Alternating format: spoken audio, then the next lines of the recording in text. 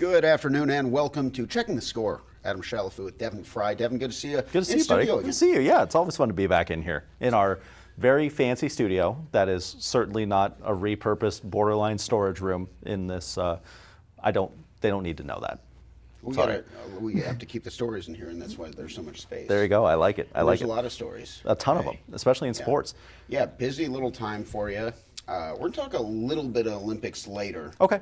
I definitely want to touch on that. Yeah, we've been busy. The Olympics have taken over my life just like they do every time. I'm not doing the Olympic sports this time, which was 90% of my life the last time the Summer Olympics were around. Yeah. I'll have to post some of those just as a kind of a fun little reminder. Remember when this happened?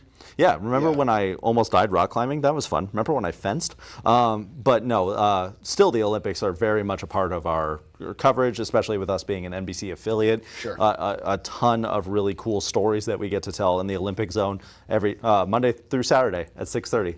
Tune in. I have to get the cheap plugs in whenever I can. Well, and we'll have to talk a little bit about the games. The O-Zone is where you want to catch the main information there, but we'll talk a little bit, basketball starting to wrap up. Some exciting things, maybe medal counts. The medal count is very fun right now, especially with the U.S. winning gold, silver, and bronze. We're at the top of the leaderboard in every single one of them. So love that.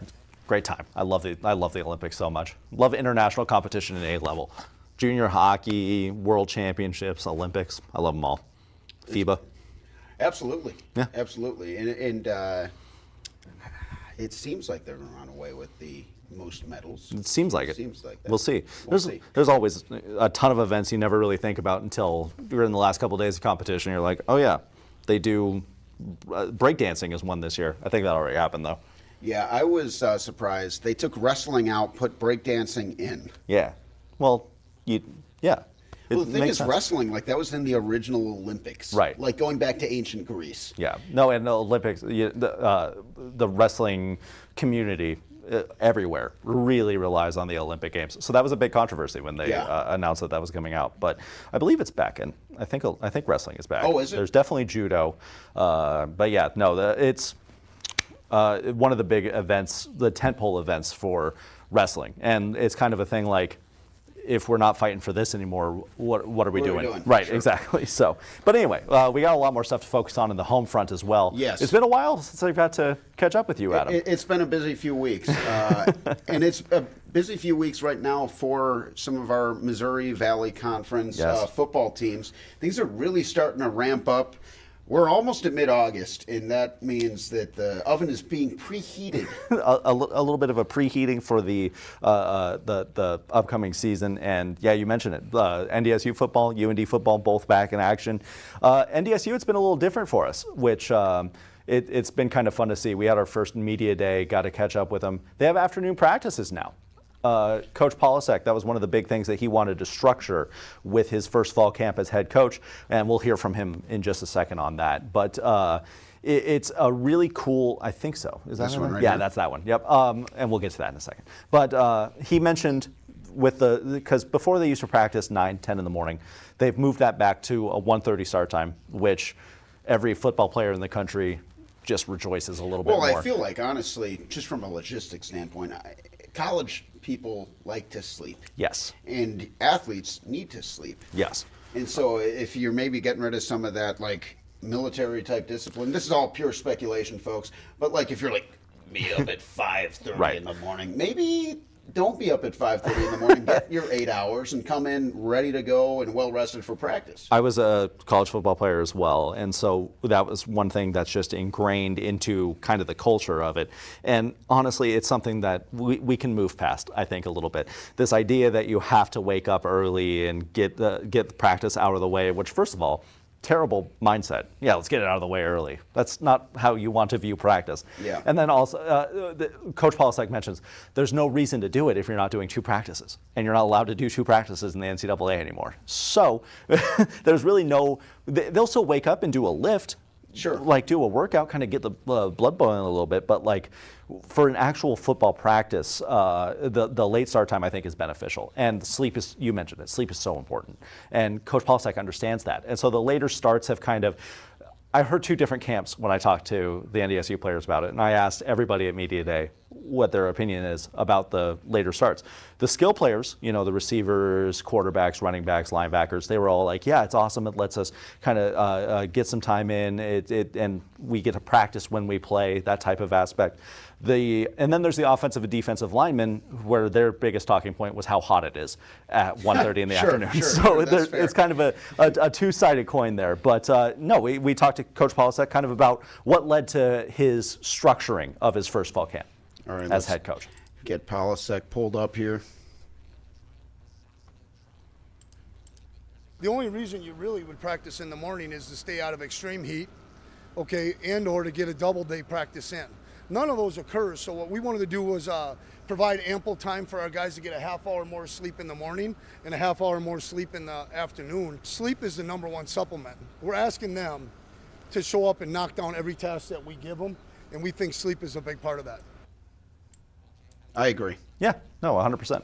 And the sleep being the most important supplement you can have. That's huge in every other type of athletics that you can name. You know what I mean? Everybody stresses how important sleep is, but then you don't necessarily give your players the opportunity to get that rest. It's almost like this archaic element of football culture. Right. Like you got to be up before the sun rises to show how tough you are. Yeah, but what exactly. about your body? What about your body building that muscle and recovering? And you're going to battle every weekend, and you're going to battle in the trenches. And if your body's not well rested, I mean, that's pretty basic science. You need rest to recover. And plus, the new NCAA football game came out, so no one's getting to sleep. One's going to, everyone's doing team builds. Everyone, I'm sure the NDSU players have a NDSU team in there. Yeah, they're in the they're probably in the Big Ten right now, winning the Big Ten. But no, and so giving just them that opportunity to get that extra sleep, it matters a lot. I had morning practices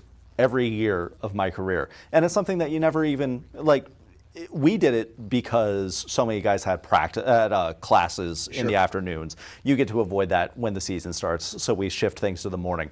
You never even think about it when you're playing. And then think about it, there's really no reason.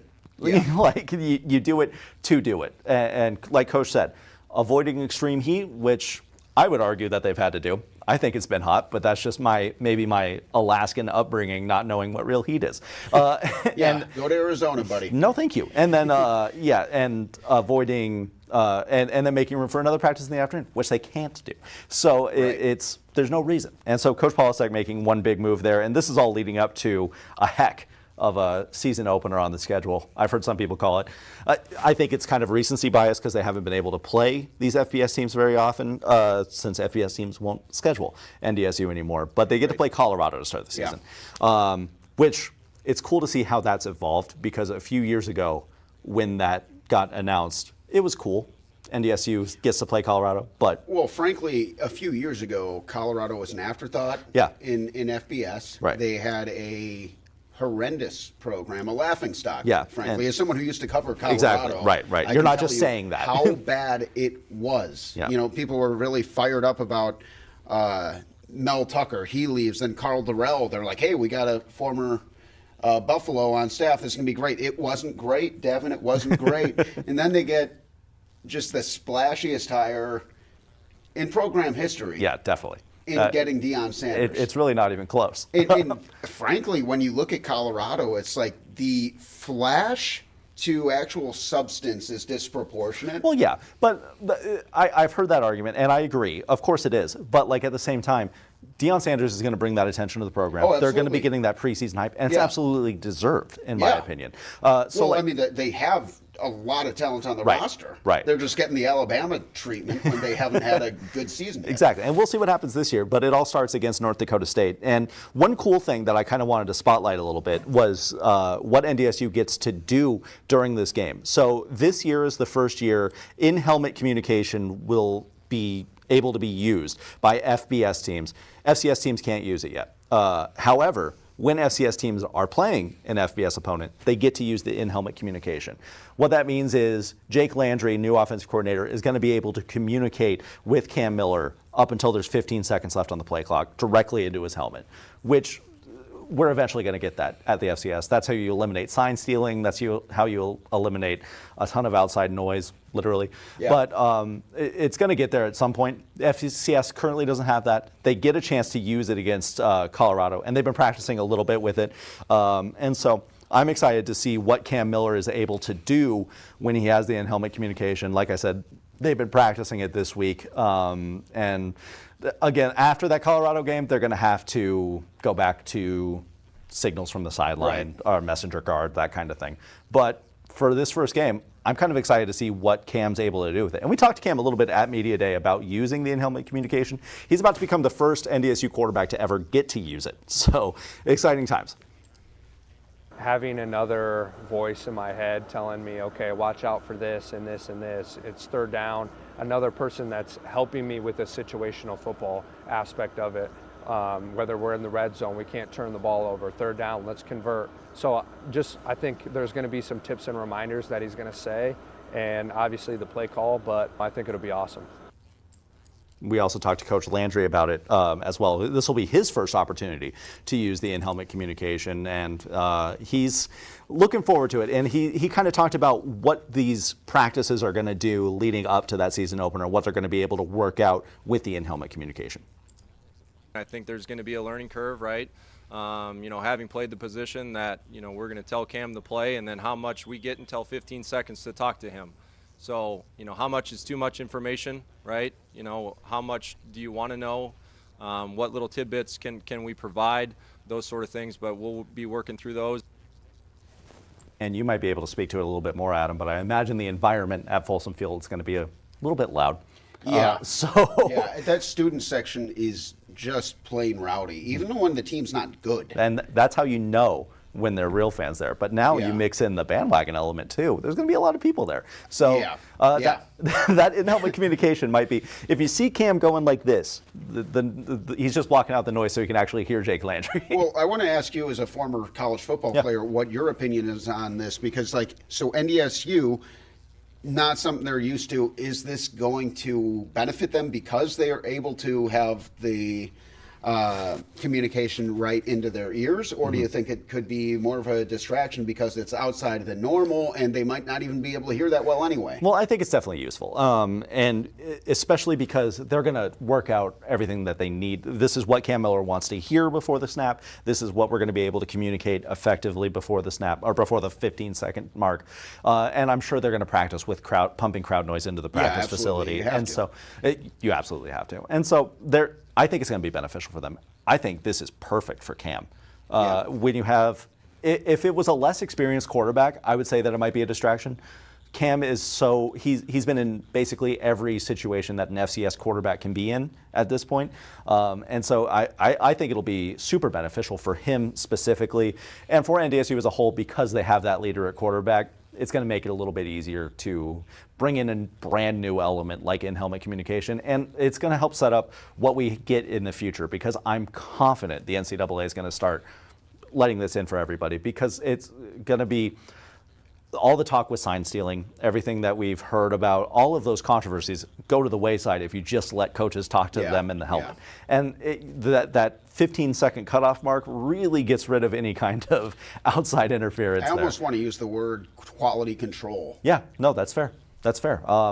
But yeah, no, I'm excited to see what happens in Boulder. I just got my hotel room, so I waited a little bit long for there. If you haven't got your hotel room yet, you should get it, because trust me, the prices are getting more and more expensive every day. I believe it. And then, shifting gears a little bit with UND. UND also started their fall camp. They got a different story at quarterback. There's no starter for right now. There's a good old-fashioned quarterback battle between three guys. There's this guy right here, former Moorhead Spud, Trey Feeney. He was Tommy Schuster's backup last season. Of course, Schuster transferred to Michigan State, leaving that vacant quarterback position open. And so, now it's a battle with really three guys. There's Trey Feeney, there's Jerry Kaminsky. He's a redshirt freshman out of Sun Prairie, Wisconsin. Got a lot of love in the spring from the coaches.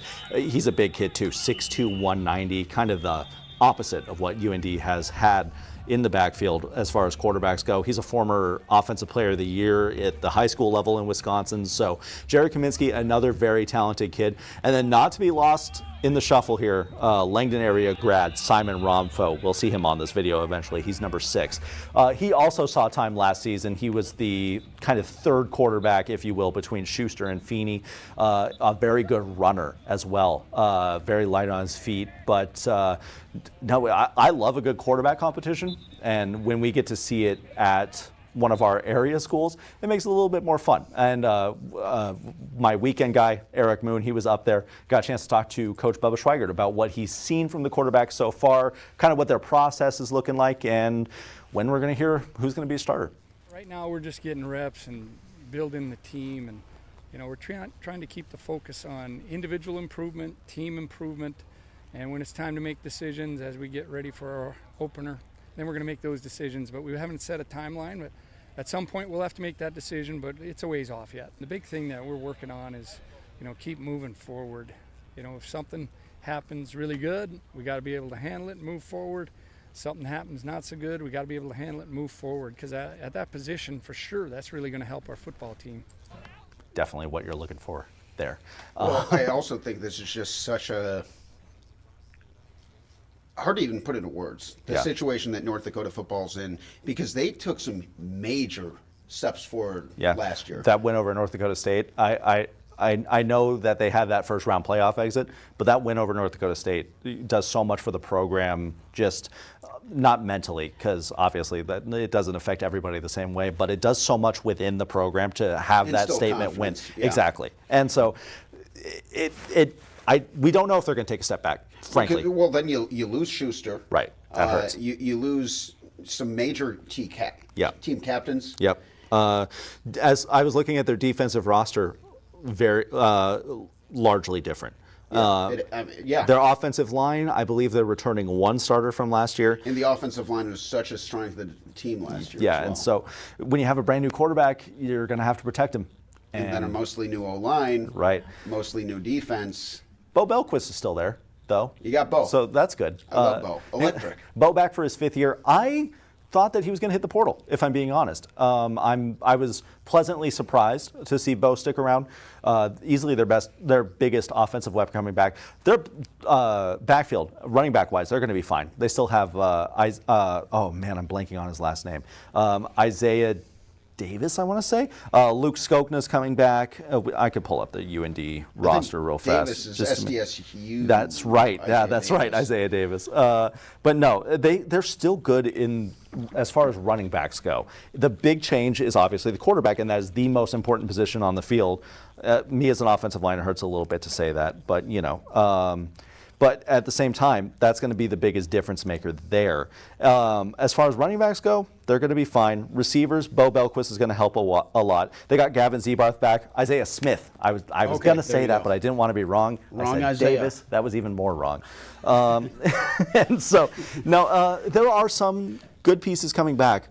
It's the really glue positions, offensive line, defensive line, secondary. Those are some new players. Well, when we talked to them last year at Media Day, one of the big talking points for them was how much momentum they carried in from the season before. Right. And this year, you're kind of looking at a situation where perhaps some of that momentum gets a little disrupted. It's harder to carry momentum when you aren't carrying over so many of those same key leaders on the team. Well, and when you bring that up, it's also in the coaching staff. Danny Freund, who is masterminded one of the more well-run offenses we've seen at the FCS every year, he's gone. He's at South Dakota State now.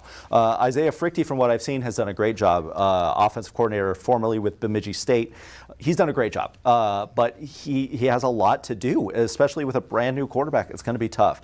And so I'm curious to see what happens up in Grand Forks this year. North Dakota State also has some question marks behind it, especially in the offensive line. I talked about it on Monday this week. You can find the story right now, valleynewslive.com on the sports tab. They have 2 returning offensive linemen, Mason Miller and Gray Zabel. The other 3 spots, completely up for grabs. There's some backups that have seen in action. Hunter Pontius, the Bozeman block guy. Oh, amazing. And Hunter Pontius is back. He had a backup role. Jake Rock is back, also had a backup role.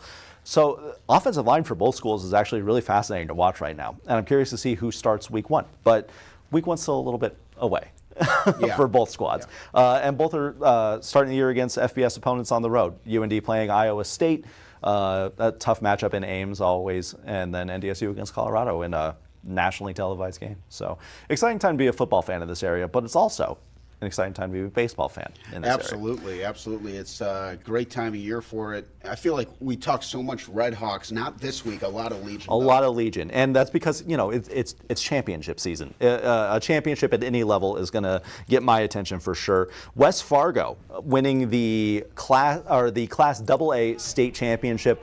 They defeated Fargo Post 2, who I had called the best team of the state multiple times. They defeated Fargo Post 2 twice in that tournament. Life, death, taxes, and West Fargo Legion baseball taking state. Yeah, exactly. And so West Fargo, not only do they have the state tournament win, which they won in a walk-off home run by Aiden Wolf. Wow. Sensational game. Shout out to Eric Moon for getting that footage. But now they're on to an even bigger stage here, and it's thankfully a little bit closer to home for them. They're now prepared for the Central Plains Regional as part of the Legion Baseball World Series. They were already in as the host squad, but they wanted to win a state title anyway. And so that means that Post 2 and the West Fargo Patriots, they're both going to be in this Central Plains region tournament with 8 teams from 5 different states. I swung by Youngfield yesterday to talk to the team a little bit about just kind of what it means to be able to host this kind of event and what it means for the baseball community within West Fargo. If the weather stays away, we're going to see 2,000 fans and a ton of kids running around. So I think that's a huge deal for them, and I think it's going to be fortunate for them to watch Caleb Deere come out and pitch, and guys like that come out and compete. It's going to be a really fun atmosphere. We love to showcase our facilities and everything, and showcase our team, and it's just going to be a fun week of tournament baseball. I think it's really cool, just especially for the youth, to just watch us and just kind of be inspired that they can just play in front of huge crowds like we have been, and I think it's just a really good opportunity for just the youth to just see what they can be a part of. That's maybe my favorite thing about Youngfield. There's always young youth players in West Fargo hats running around. And so, that's why they call it Youngfield. Oh, I didn't know that. Because it's not true. I'm sure it's named after somebody. Yeah, probably. Last name Young. But yeah, no, big, and I just want to, my last big point here is the Eastern Dakota dominance at Legion Baseball this year. We had West Fargo winning the Class AA title. We had Wahpeton repeat as Class A Legion Baseball state champions. Class B won by Lisbon. Well, also, I just want to say a little side note. One thing I love about Legion Baseball is Caleb Deere's out there. Yeah. This guy already graduated high school. Yep. He's going to play for the Jacks, and he's been an absolute dynamo 3-sport athlete. Is it 3? Is it 4? It might be 4. Yeah. Everything he does in sports, he's very good at sports. Yep.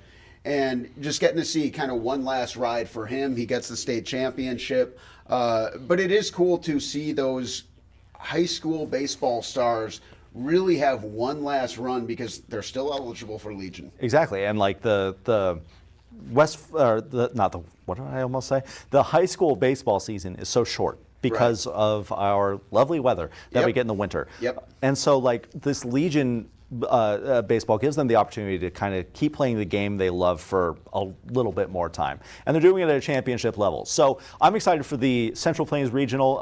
Eric Moon is going to be there tonight. We're going to be able to put highlights on our website, valleynewslive.com. Be sure to stay tuned there. But yeah, otherwise that's the big stuff going on for us in the sports office. We do have the Legacy 18 tonight on Valley News Live as well. Be sure to tune into that. We got all kinds of fun stuff there.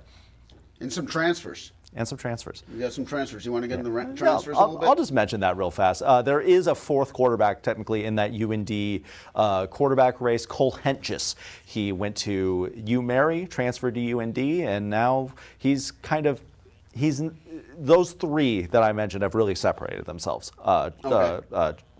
Feeney, Kaminsky, and Romfo. Those 3 are the ones really fighting for it. There is absolutely still a chance Hentges outperforms everybody. You never know. He could be fighting for, well, I mean, everyone gets a roster spot. Exactly. This isn't Hard Knocks. Well, no, it's not. That would be fun. Hard Knocks. Right. But this isn't the Has that started yet? Hard Knocks? Yeah, Oh. yeah, Chicago Bears. Oh, Yeah. okay. Of course, you're on top of that. Yeah, it debuted last night, and worth a watch. Worth a watch for sure. I thought I'm they sure. did a good I'm sure job. HBO appreciates our plug of Hard Knocks. You're I welcome mean, for all the viewers we're sending your way. Resident Bears fan here up in Viking country, but. Yeah, they did Sorry a good about job incorporating Chicago culture and also some really cool Simone Biles stuff. You wouldn't Oh, cool. expect that. I wouldn't have expected that at all. Just because one of the members of the Bears secondary is dating her, or married, excuse me. Oh, I thought he was on the Packers. He used to be. Oh, he's a Bear No, now. he's a Bear now. Wow, I need to watch Jonathan Hard Owens, Knocks. yeah. Tune in to Hard Knocks for more details. But first, the Olympic zone. yes, 6:30 tonight. See you there. Let's talk a little bit of Olympics. Okay. Before we get out of here. At least the medal count for Yeah. sure, because it's still ongoing right now. I don't know what time it is in It's France. close, Do you know what time it is dude. in France? No. All So, I mean, I look at the gold because if you're not first, you're last. And so we're looking at 27 golds for the United States of America. China, pretty China, close 25. to 25. We're looking total medals, though, 94. Total medals, we have 94. The next closest is China with 65. We have more golds, we have more silvers, we have more bronze than every other country because we're the greatest country in the world. And there's a live look at our Google search. It's 10:42 p.m. in Paris. Thank you very much to our Live studio audience providing a Live hand here. studio You got to love that. yeah. Love that. He Huge for made the himself program. useful. He earned his paycheck today. So, yeah, that's kind of how things stands. I believe we're down to a Final Four in men's basketball as well. Oh yeah, Canada got eliminated. I was surprised by that. This is supposed to be the greatest Canadian Olympic basketball roster we've ever seen. As basketball in Canada continues to grow, however, basketball in France continuing to grow, probably at a bigger rate there. But no, we're Well, down to France the Final was Four. supposed to be like right behind the United States for the best Right. team, kind of coming into this. It looks that way. U.S. playing Serbia tomorrow in the semifinal. And you know that everyone on Team USA wants to give Jokic the business. Yeah, I would if I was them. I'm sure you would. I would. You would. He's stolen a few MVPs from some deserving candidates, so One we of should them probably. Canadian, perhaps, though, SGA. That's fair. You know, but the international game, just going off that, Devin, you know, the international, you have a lot of, geez, when's the last time we had an American MVP? That's true. You know, because Yeah. we're looking at Greece. Well, We're Embiid is on looking Team at- USA, Yes. so Yes. I count him personally. That does count. That does count. Technically, could have played for France if he chose to. Interesting. Yeah, and then you would have this situation. I almost wanted that to happen because then you could have Wemby, Embiid, on the same- and Gobert all on the same team. Kind of like the Monstars, where it's like that's a big front court, but you don't have any guards. Do you But make we'll see how one? it Do you works make one? against Do you make one of them play the three in that Wemby. situation? Wemby. That makes Even sense. though he's the tallest, I was gonna like, say. I feel like he's got the, you know. a 7 foot. I would go four Gobert shoot- at the small center, forward.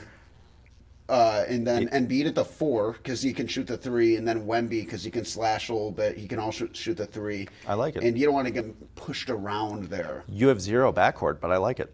No, yeah, they're very thin in the backcourt, and that's kind of what Anthony Edwards came to Embiid's defense, saying like, "Dude, they got Rudy Right, and right. Wemby. Like, why would he play for France?" But it should be interesting. You got the semifinals tomorrow, 10:30 a.m. Germany and France, and then Serbia and the United States at 2. No matter what, it's going to be a really, really fun final. I feel like it's going to be USA against France. Also, shout out to Kevin Durant for becoming the scoring leader in the history of U.S. Olympic basketball, which kind of a big lineage there. Oh, absolutely, And absolutely. so I'm sure Kevin Durant will appreciate this, but He's shout out watching to now. you. Shout out, Katie. Well done, Katie. He could be watching. We're Probably live. is. If he follows the Valley News Live Facebook page, which why wouldn't he? I feel like Kevin Durant has somebody out there who is constantly monitoring anytime someone says Kevin Durant. He Our gets- live studio audience is nodding vigorously, and I know they have some inside information as well. Interesting. We'll talk about this later. So we will talk about that off camera, but that's all the time we got. We've been talking about it. We've rambled for enough. Yeah. Anyway, always a pleasure, Devin. Thank you so much for joining us, and thank you for watching in the comfort of your living room, perhaps in your computer room. Do people have those anymore? I don't know. Maybe you're watching on your mobile phone. I feel like that's most likely. Watching in the bathroom, in your car, wherever you're watching us. Not driving, though. Parked. Parked car. Yeah, waiting to go into the grocery store, waiting for us to wrap up, wondering when we will wrap up. We're wrapping up right now. Surprise.